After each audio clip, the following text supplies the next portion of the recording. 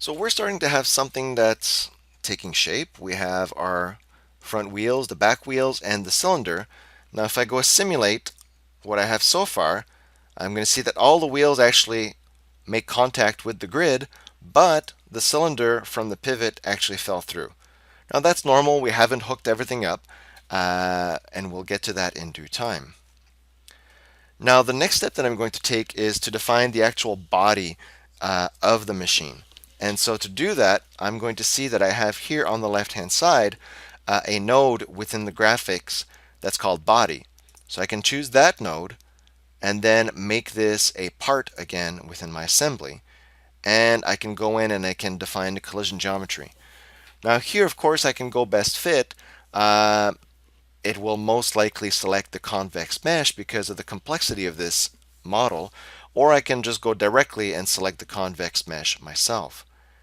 Now, as opposed to choosing best fit or some of the simple geometry that we have, when you choose convex mesh, you're presented with a dialog with a few options about how you want to generate that mesh.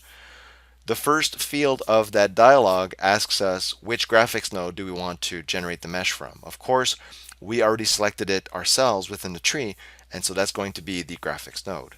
The fatness radius is going to be a parameter to indicate how large, how much of a border or how much space there should be around the graphics for it to create the tightest convex mesh that it can create to be able to take into consideration the elements that we have. Finally, we have a field where we can specify ignored graphics node. Now, this would be specified using a regular expression where we could specify some nodes in the tree that we don't want to use to create that mesh representing the collision for that element. Now, in this case, I'm just going to use default values for each of these fields. So I'll click on OK. And now we're going to see that we have a very large bubble that's going to appear to represent the body of the vehicle. As with any other parts, I'm going to go in to the body. I'm going to save the mechanism. Now this dialog here appeared because I did not save before I went into the part. So I often just save using Control S, but if I don't, it's going to ask me if I want to save before it goes into the design of that subpart that we have here in the assembly. So now we see that I have the body of my machine with the convex mesh that it created. So this is really a form-fitting mesh that's been created to kind of tightly represent the machine that we're going to be modeling. And so as with any other part, I'm going to go in, give it a weight, let's say 2,000 kilograms, and go in and compute the inertia.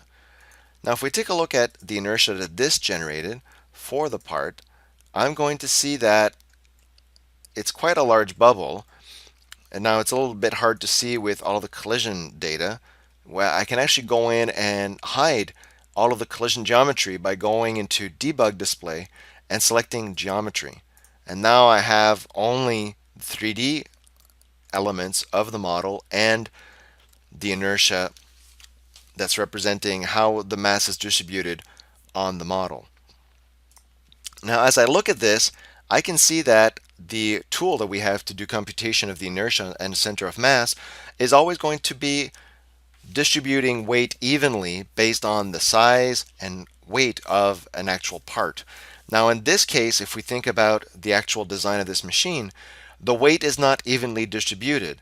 There's not a lot of weight up here on the basic frame of the machine, and there's much more weight down at the back. Now again, if you have actual data for the inertia tensor matrix or for the center of mass offset, you could go into these fields and enter the correct parameters. Alternatively, what you can do is you can use tools that we have within the Vortex editor to scale and move where that inertia tensor is going to be on the model. So I'm going to select it here in the tool, and I'm going to use here in the toolbar the button here on the far right to be able to go into scale mode for the inertia tensor. Now as you do that, you can see that we have a large box that represents kind of the outer edges of that inertia tensor that appears in the editor. What we can also do is by clicking, we can choose the different surfaces of that outer bubble and I lost my selection, and be able to resize that. So now that I have the back edge, I'm going to bring that in, and then I'll do the same on the other side. And I'm going to also make it a bit less tall. There we go. So now we can see we really have kind of a smaller sphere representing the weight. Now that being said, the position still isn't quite right, so I can use the third button from the right here on the top toolbar to be able to move into a mode where I'll be able to move this around relative to the rest of the part. Now, as you move elements inside a vortex, you'll see that we get a selection icon. So I've currently selected the inertia tensor, and I went into move mode, and I get this three-prong arrow that appears along with three flat planes that are associated to these different arrows. How this works is that if I choose one of the actual arrows and click on it, then I'm going to moving along that arrow only. So no matter how I'm moving in terms of the mouse cursor, it's going to move strictly along that axis. If I end up clicking instead on one of the planes, then it's going to move along two axes at a time. So if I want to move both up and left right, but not in this back dimension, then I could click on the red plane here and use that to move about.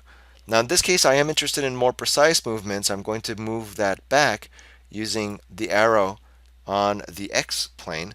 And so now I have this kind of really firmly located around the back of the machine.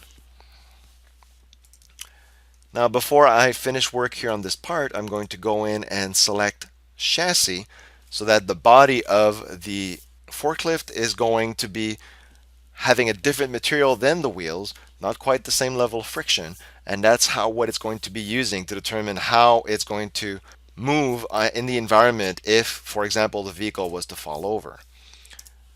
So I'm going to save this and go back to my mechanism.